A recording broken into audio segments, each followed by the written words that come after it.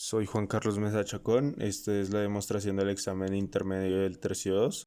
Soy estudiante de Ingeniería Mecánica. Este es el área de análisis geométrico a cargo de la profesora Nora Yamile. El decano de mi facultad es Diego Alonso Ramos. Se nos es dado que en el triángulo APN el segmento AQ y el segmento QN son congruentes. También se nos da que el segmento PS es congruente con el segmento PQ, que el ángulo PAN es congruente con el ángulo PNA y que la medida del ángulo APQ es igual a 30 grados. Con esto hay que probar o encontrar el valor numérico de la medida del ángulo SQN y el valor numérico de la medida del ángulo PSQ.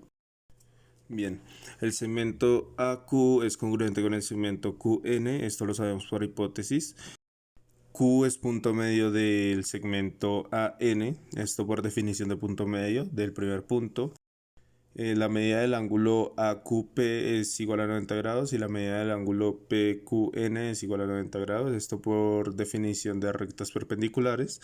Y esto nos daría que el ángulo AQP es congruente con el ángulo PQN. El segmento PQ es congruente con el segmento PS, esto por hipótesis. El triángulo QPS es isósceles, esto por definición de triángulo isósceles, ya que los segmentos PQ y el segmento PS son congruentes.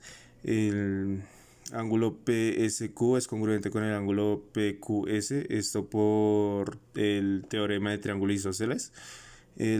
La medida del ángulo APQ es igual a 30 grados, esto lo sabemos por hipótesis, y la medida del ángulo QPN está en el interior del ángulo APN, esto por hipótesis gráfica.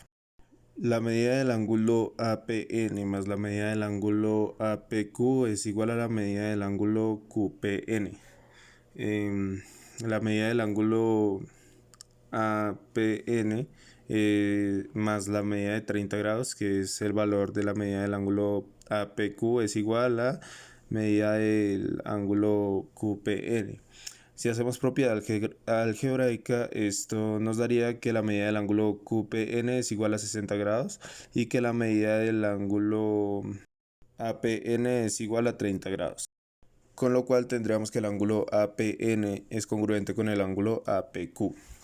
La medida del ángulo PSQ más la medida del ángulo PQS más la medida del ángulo QPS es igual a 180. Esto por el teorema de la sumatoria de medidas de ángulos internos de un triángulo.